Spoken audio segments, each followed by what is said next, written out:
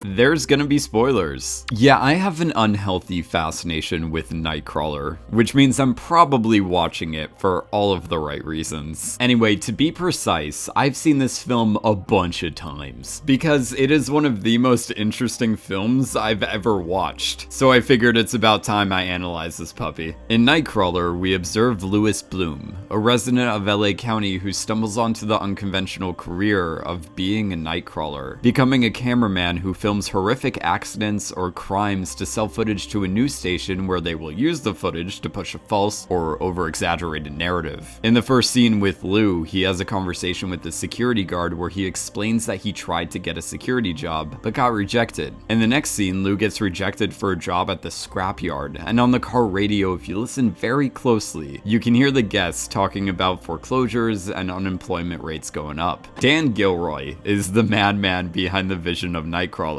as he wrote and directed the film himself. Back in 2014, Gilroy expressed that this was the most personal film he's ever written. Here's what he had to say regarding that. It's personal in the sense that it encapsulates or embodies many of the things that I feel about the world that we live in today. As an example, the character of Lou sprung from the sense that I get that there are tens of millions of young people around the world who don't face any real hope of a career or a meaningful wage.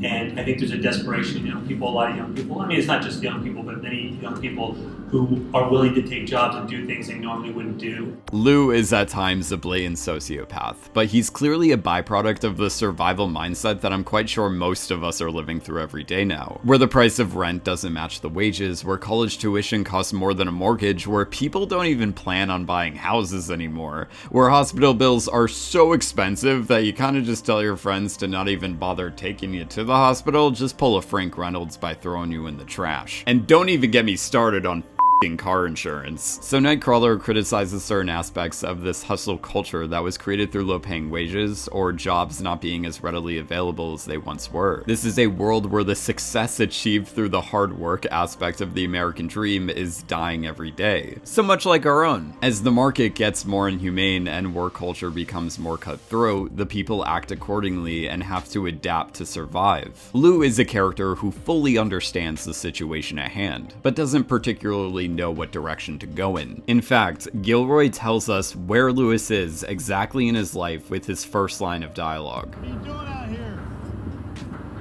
I'm lost. Lou isn't social, and clearly was put in a bad situation and is unable to find honest work. He's basically another reject of society, and subsequently, he's a criminal. Television news seems to be the only bright thing in his life, figuratively and literally. Like in this scene, where the only bright thing in his apartment is the KWLA broadcast in the center of the room. When talking about Lou discovering his new career path, Gilroy had this to say. I think the character is a desperate, lonely character who has latched onto capitalism as his religion, and it's the only thing that gives him solace and guidance, and he's an uber capitalist who takes it to the farthest extreme. I think it's the only thing that keeps him sane and ultimately drives him insane. And what better way to represent the apathetic approach to capitalism than literally having a job that capitalizes on the suffering of others? According to Business Insider, Jake Gyllenhaal lost 30 pounds for his role, as he saw the character of Lou embodying the spirit of a hungry coyote. This is done to better illustrate Lou's hunger and desperation in a competitive market, as well as add to the overall theme of the film. When filming Nightcrawler, Gilroy and his director of photography, Robert Elswit, approached the cinematography like they were filming an animal trying to survive in the wild. So for a lot of Gyllenhaal's screen time, they were keeping the shot composition and lighting more objective than other filmmakers normally would. They would also use wide-angle lenses and maintain a deep focus, almost as if they're shooting a documentary. So the lighting and shot composition aren't telling you to hate Lou. Well,